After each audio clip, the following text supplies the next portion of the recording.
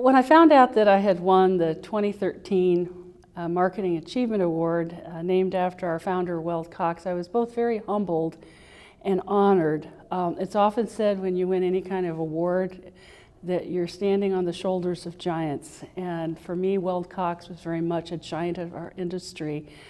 And I can remember when I met him for the first time in 2004, we did a strategic planning meeting for the board of SMPS at his retreat in Block Island, Rhode Island. And it was just such a thrill to realize that this man had not only changed our industries, but in many ways changed my life.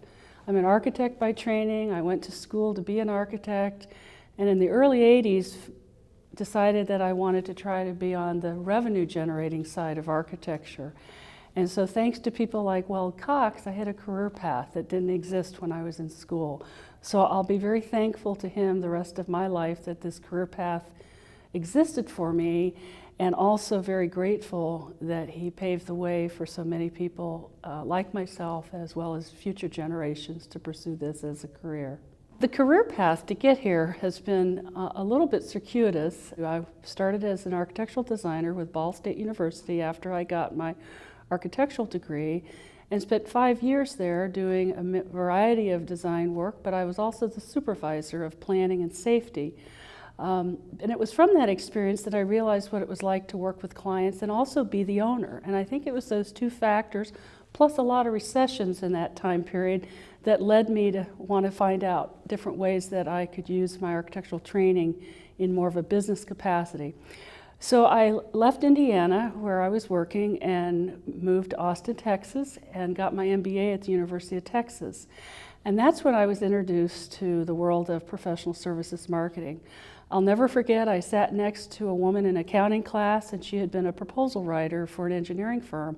And she told me about a man who had just moved to Austin, who was opening an Texas office of an Illinois firm.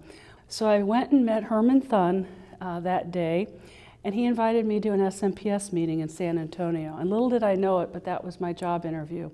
So I agreed to work for him. Herman was one of the early founders of SMPS, and I might have gotten a graduate degree, but I really learned what it was to be involved in marketing professional services from Herman, who I worked for several years.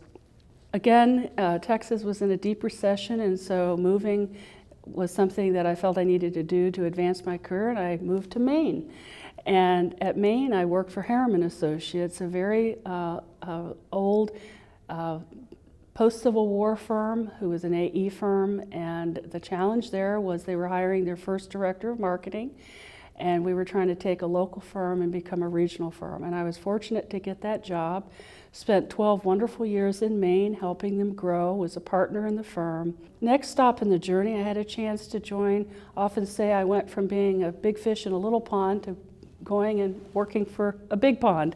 And so I joined NBBJ out of Seattle for a couple years as their director of marketing for the West. And most of the efforts there were spent on branding and strengthening marketing operations. But being a native Hoosier, it was finally time to come home after 20 years away. And so I moved back to Indiana. I was very fortunate that there was a firm where I had known a lot of the principals from my school days. And they were, again, a statewide firm trying to become a national firm. So I was their director of marketing for BSA Life Structures and spent 5 years there helping them build their brand and evolving them into a national firm.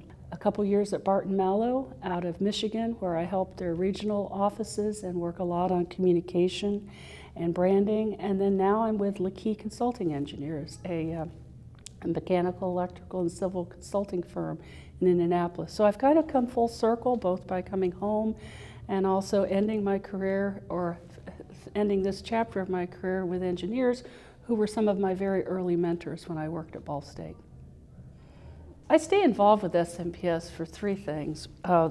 Wonderful continuous learning.